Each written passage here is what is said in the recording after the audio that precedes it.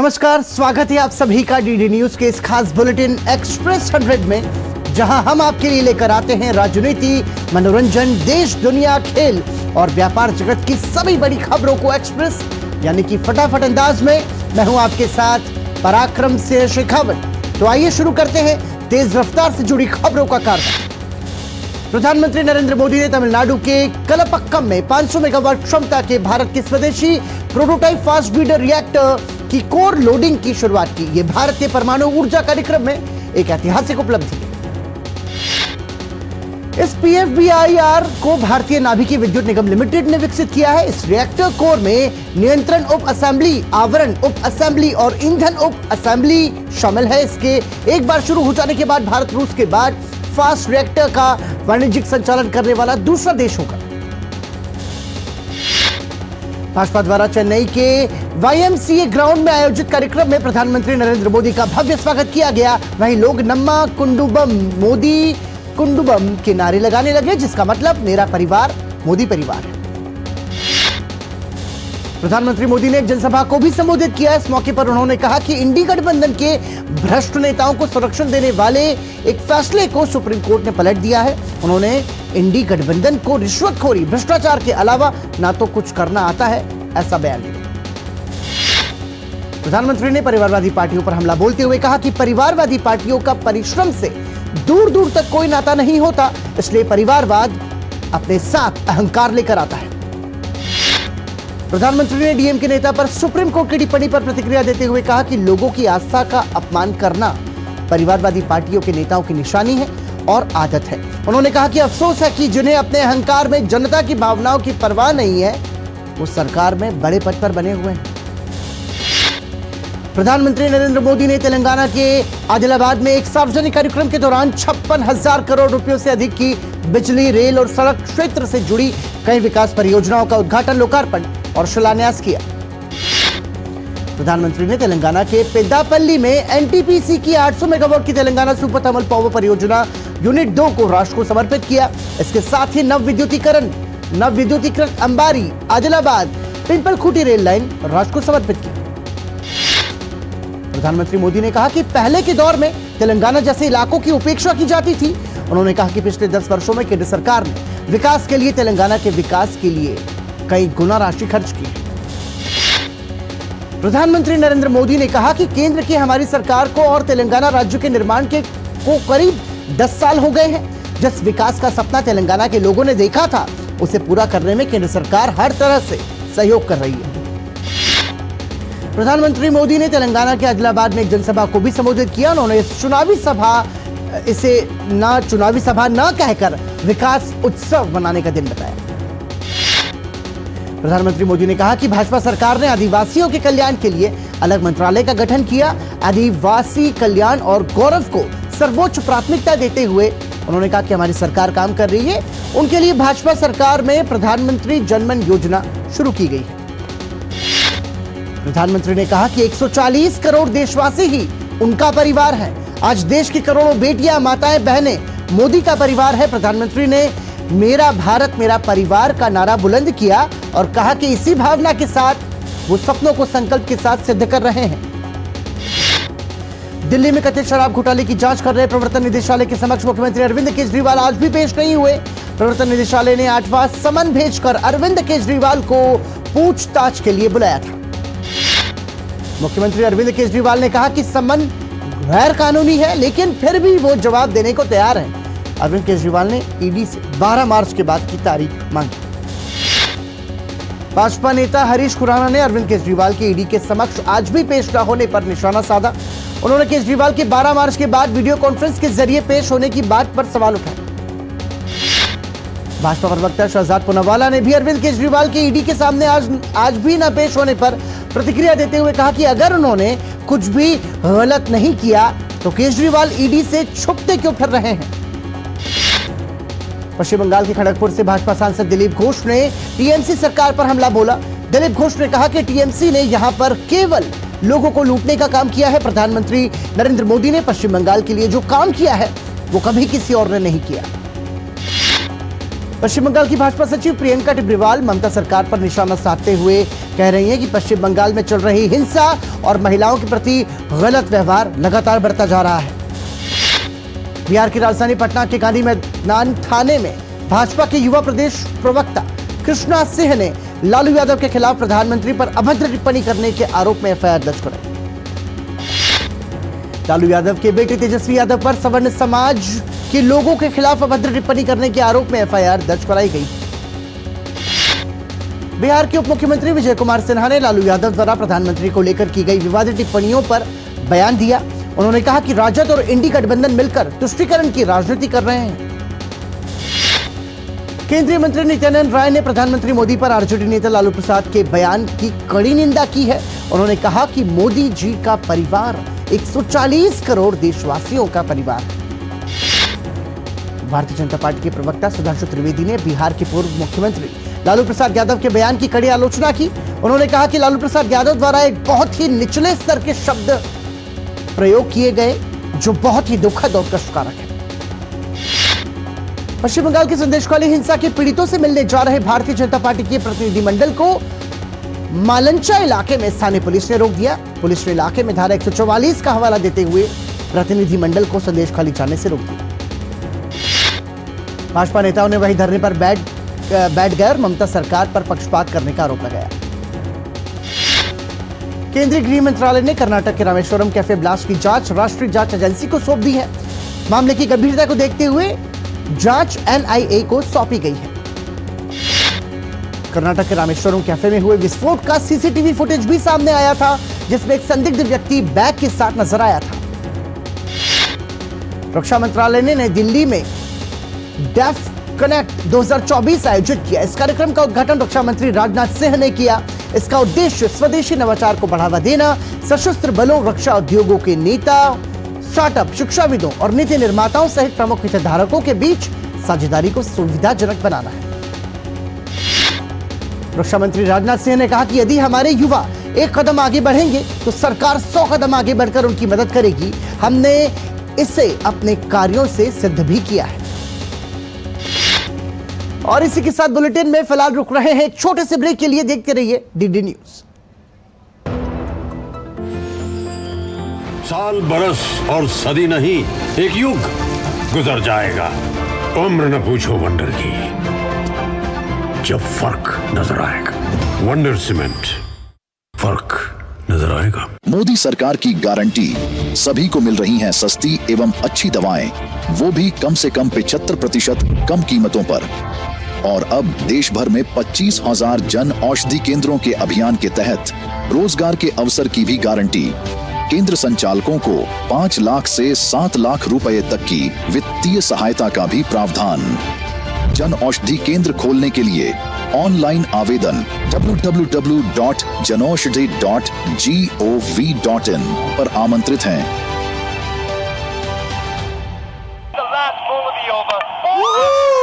यार लड्डू, हम यहाँ बैठे बैठे पैसे बना सकते हैं।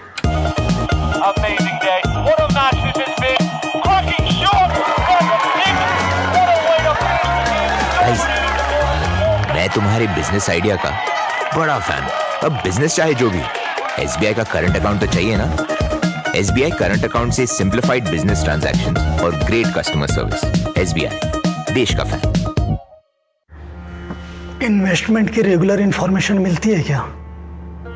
बिल्कुल। योद्धा मुद्रा के लिए पैरों में 3 फीट का गैप। पूछ, विड्रॉ करने के बाद पैसे कितने टाइम में मिलते हैं? सुन सवाल चंद, म्यूचुअल फंड सही है .com पर लॉग इन कर, वहां तेरे सारे सवालों के जवाब मिल जाएंगे। समझा? कौन सी वेबसाइट? म्यूचुअल फंड सही है .com। सही है। म्यूचुअल फंड निवेश बाजार जोखिमों के अधीन है। योजना से जुड़े सभी दस्तावेजों को ध्यान से पढ़ें। साल, बरस और सदी नहीं, एक युग गुजर जाएगा। उम्र न पूछो वंडर की, जब फर्क नजर आएगा। वंडर सीमेंट, फर्क नजर आएगा। एक बार फिर आपका स्वागत। आप देख रहे हैं एक्सप्रेस 100। केंद्रीय आवासन और शहरी कार्य मंत्री हरदीप सिंह पुरी ने नई दिल्ली में सिटीज 2.0 चैलेंज के परिणामों की घोषणा की। सिटीज 2.0 चैलेंज में देश भर के 18 शहरों का चयन किया गया है। केंद्रीय मंत्री हरदीप सिंह पुरी ने इस मौके पर कहा कि स्वच्छ भारत मिशन 2.0 के तहत शहरों को कचरा मुक्त करने का लक्ष्य रखा गया है। कुल 100 स्मार्ट शहरों में से 84 ने इस चैलेंज में हिस्सा लिया, जिनमें से 18 शहरों का चयन किया गया। दिल्ली की वित्त मंत्री आतिशी ने दिल्ली विधानसभा में केजरीवाल सरकार को 10वां बजट पेश किया। दिल्ली की वित्त मंत्री आतिशी ने कहा कि दिल्ली में राम राज्य स्थापित करने के लिए बहुत कुछ किया जाना बाकी है, लेकिन पिछले 9 वर्षों में बहुत कुछ किया जा चुका है। भाजपा का महिला मोर्चा आज देश भर में जिला स्तर पर शक्ति वंदन दौड़ का आयोजन उन्होंने किया। दिल्ली भाजपा अध्यक्ष वीरेंद्र सचदेवा ने भी नारी शक्ति वंदन मैराथन कार्यक्रम में हिस्सा लिया। दिल्ली भाजपा अध्यक्ष वीरेंद्र सचदेवा ने कहा कि प्रधानमंत्री मोदी का जो संकल्प है कि देश में नारी शक्ति मजबूत हो, उसकी एक झलक आपको यहां देखने को मिल रही है। लोकसभा चुनाव से पहले पूर्व एयर कमांडर और करगिल युद्ध के एयर मार्शल रह चुके दिलीप पटनायक ने भाजपा का दामन थामा। प्रवर्तन निदेशालय की जयपुर टीम ने आज जयपुर एयरपोर्ट से विदेश भाग रहे एक शातिर ठग रफीक खान को गिरफ्तार कर लिया। आरोपी रफीक खान देश के विभिन्न हिस्सों में फर्जी कॉल सेंटर्स द्वारा सस्ती ब्याज दर पर ऋण देने की आड़ में विदेशी नागरिकों, खासतौर से अमेरिकी नागरिकों से ठगी करता था। कर्नाटक में रामेश्वरम कैफे विस्फोट मामले पर भाजपा नेता तेजस्वी सूर्या ने कर्नाटक सरकार के ढिलमुल रवैये की कड़ी आलोचना की। लोकसभा चुनाव से पहले पश्चिम बंगाल में तृणमूल कांग्रेस को एक और बड़ा झटका लगा है। तृणमूल कांग्रेस की वरिष्ठ नेता तापस राय ने विधायक और पार्टी के सभी पदों से इस्तीफा दे दिया। तृणमूल के वरिष्ठ नेता तापस राय ने संवाददाताओं से कहा कि मैं पार्टी के कामकाज के तरीके से वास्तव में निराश हूं। मैं पार्टी और सरकार पर लगे भ्रष्टाचार के इतने सारे आरोपों से तंग आ चुका हूं। हरियाणा INLD प्रमुख नफे सिंह राठी हत्याकांड में दिल्ली पुलिस स्पेशल सेल और हरियाणा STF के संयुक्त ऑपरेशन में गोवा से दो शूटर्स को गिरफ्तार किया है। पुलिस ने बताया कि अरेस्ट किए गए शूटर्स के नाम सौरभ और आशीष है। नफे सिंह राठी हत्या में इन दोनों के अलावा 2 और शूटर्स शामिल थे, जिन्हें पकड़ने के लिए तलाश अभियान जारी है।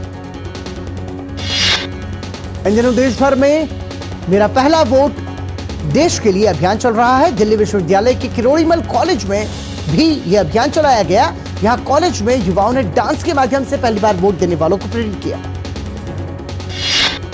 भाजपा के राष्ट्रीय प्रवक्ता प्रत्युष कांत ने विपक्षी गठबंधन पर निशाना साधा। उन्होंने कहा कि राहुल गांधी को देश में हो रहा विकास नहीं दिख रहा, तभी वो विदेश में जाकर भारत की छवि खराब कर रहे हैं। केंद्रीय खाद्य और सार्वजनिक वितरण मंत्री पीयूष गोयल ने डिजिटल गेटवे पोर्टल ई-किसान उपज निधि का लोकार्पण किया। पीयूष गोयल ने वेयरहाउसिंग डेवलपमेंट एंड रेगुलेटरी के तहत गोदामों का उपयोग करने के लिए किसानों के लिए सुरक्षा जमा को मौजूदा 3% से घटाकर 1% करने का भी आश्वासन दिया। सुप्रीम कोर्ट की 7 जजों की संविधान पीठ ने सदन में वोट के बदले नोट मामले में अहम फैसला सुनाया। इस मामले में CJI DY चंद्रचूड़ ने कहा कि सांसद और विधायक रिश्वत लेकर संसदीय विशेषाधिकार का दावा नहीं कर सकते। उच्चतम न्यायालय ने फैसला सुनाते हुए कहा कि सांसदों विधायकों पर वोट देने के लिए रिश्वत लेने का मुकदमा चलाया जा सकता है। 1998 के PV नरसिम्हा राव मामले में 5 जजों की संविधान पीठ का फैसला पलट दिया गया। वोट के बदले नोट मामले में सुप्रीम कोर्ट के ऐतिहासिक फैसले पर वकील अश्विनी उपाध्याय ने कहा कि इसमें पुराने फैसले को भी ओवररूल कर दिया गया है। अगर कोई भी विधायक सांसद पैसे लेकर सवाल या फिर वोट करता है तो उसे किसी भी तरह की प्रतिरक्षा प्राप्त नहीं होगी। सुप्रीम कोर्ट ने तमिलनाडु की मंत्री उदयनिधि स्टालिन की सनातन धर्म पर की गई टिप्पणियों को लेकर उन्हें फटकार लगाई। कलकत्ता हाईकोर्ट के जस्टिस अभिजीत गंगोपाध्याय अपने पद से जल्द ही इस्तीफा देंगे। उन्होंने कहा कि पश्चिम बंगाल में बहुत बड़ी संख्या में असहाय लोग हैं। साथ ही उन्होंने कहा कि वो अब लोगों की सेवा करना चाहते हैं। आम आदमी पार्टी को उच्चतम न्यायालय द्वारा बड़ा झटका लगा। कोर्ट ने आम आदमी पार्टी को राउज एवेन्यू स्थित पार्टी दफ्तर को खाली करने के लिए 15 जून तक का वक्त दिया। कारोबारी सप्ताह के पहले दिन लगातार चौथे ट्रेडिंग सेशन में तेजी दर्ज की गई, जिसमें BSE सेंसेक्स 73,872 अंक के ऑल टाइम हाई लेवल पर बंद हुआ। बाजार में दिन भर जारी उतार चढ़ाव के बीच दिन के अंत में सेंसेक्स 66 अंक की बढ़त के साथ बंद हुआ।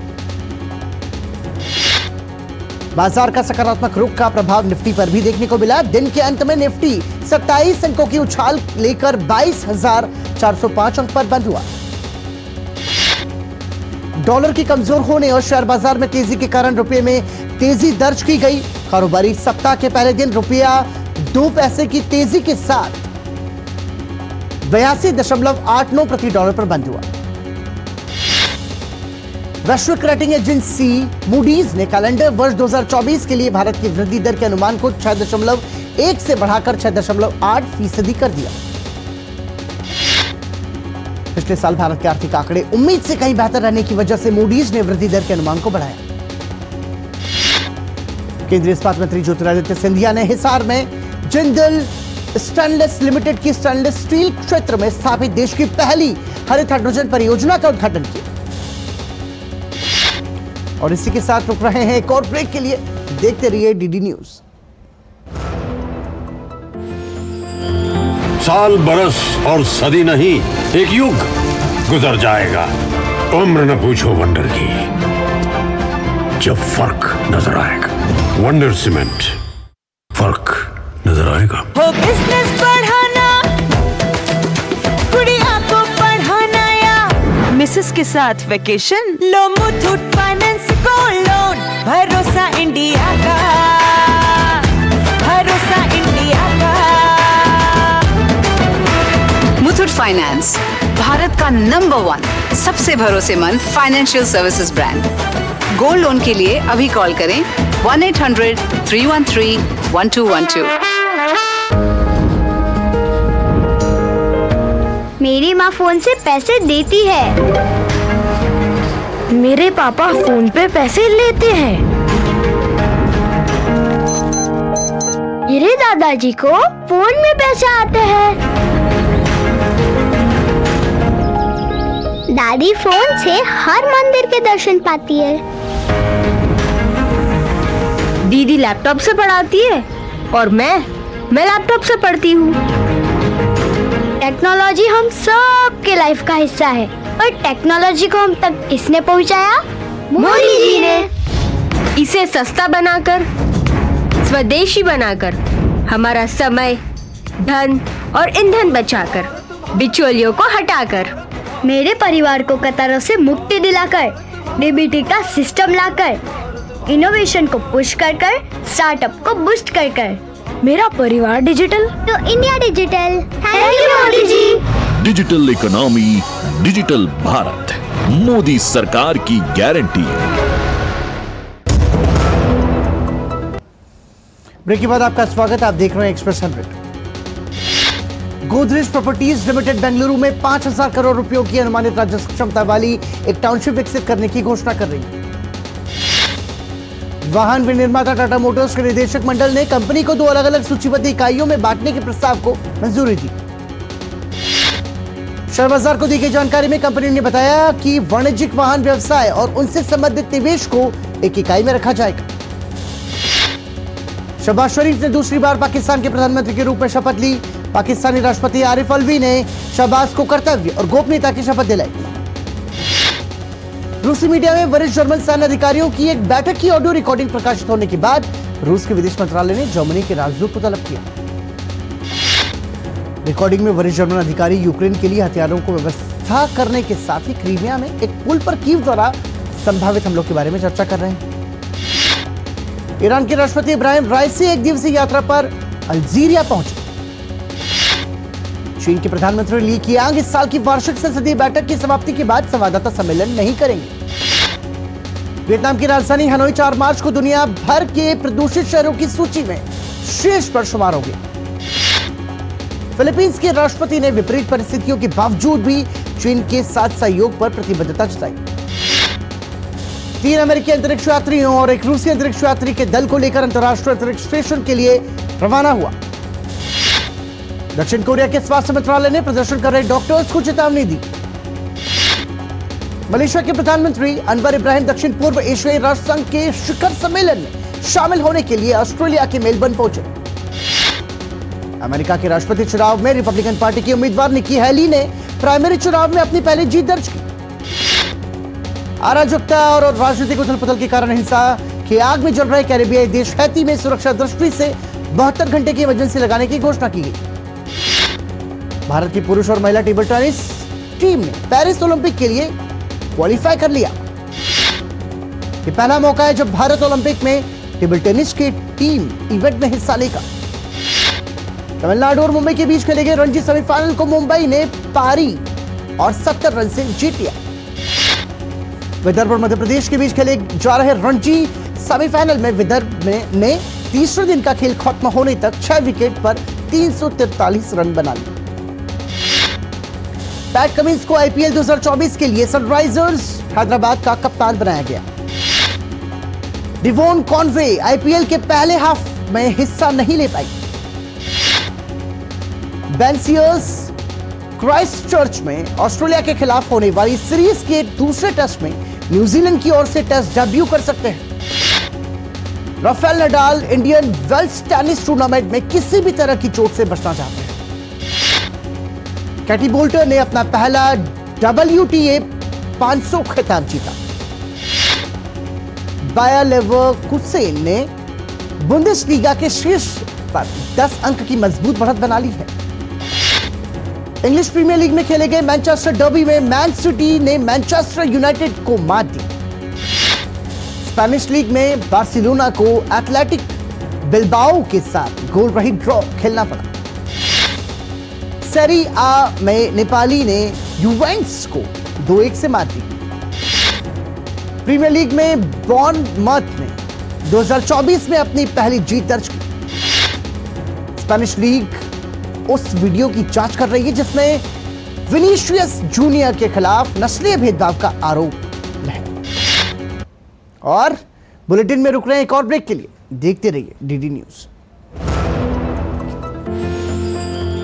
साल बरस और सदी नहीं, एक युग गुजर जाएगा। उम्र न पूछो वंडर की, जब फर्क नजर आएगा। वंडर सीमेंट, फर्क नजर आएगा। ब्रेक के बाद एक बार फिर आपका स्वागत। आप देख रहे हैं एक्सप्रेस 100। मशहूर singing reality show Indian Idol को अपने 14वें सीजन का विजेता मिल गया। कानपुर के वैभव गुप्ता ने अपनी बेहतरीन प्रदर्शन से शो की ट्रॉफी को अपने नाम किया। सारा अली खान की आगामी फिल्म ए वतन मेरे वतन का ट्रेलर जारी हो गया। बॉक्स ऑफिस पर शानदार प्रदर्शन के बाद सालार के मेकर्स इसके दूसरे भाग लाने की तैयारी में। ग्रामीण परिवेश की सुंदर सी कहानी पर आधारित फिल्म लापता लेडीज को बॉक्स ऑफिस पर दर्शकों का खूब प्यार मिला।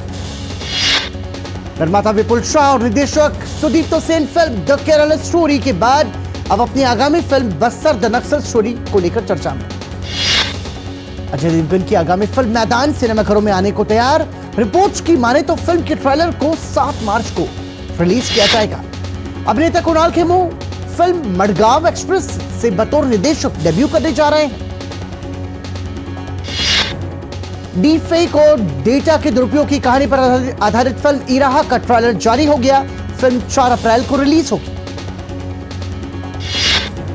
रिलीजिंग से पहले फिल्म योद्धा के निर्माताओं ने इसके बीटीएस वीडियो को शेयर किया। फिल्म के बीटीएस में भी सिद्धार्थ शानदार लुक में नजर आ रहे हैं। और जामनगर में आयोजित अनंत अंबानी और राधिका मर्चेंट का 3 दिवसीय प्री वेडिंग कार्यक्रम संपन्न। समारोह के अंतिम दिन अनंत की मां नीता अंबानी ने या देवी सर्वभूतेषु मंत्रोच्चार पर शानदार सांस्कृतिक नृत्य प्रस्तुत किया। इसी के साथ ही एक्सप्रेस 100 में अभी के लिए इतना ही, लेकिन डीडी न्यूज पर खबरों का सफर कभी नहीं थमता। देखते रहिए डीडी न्यूज।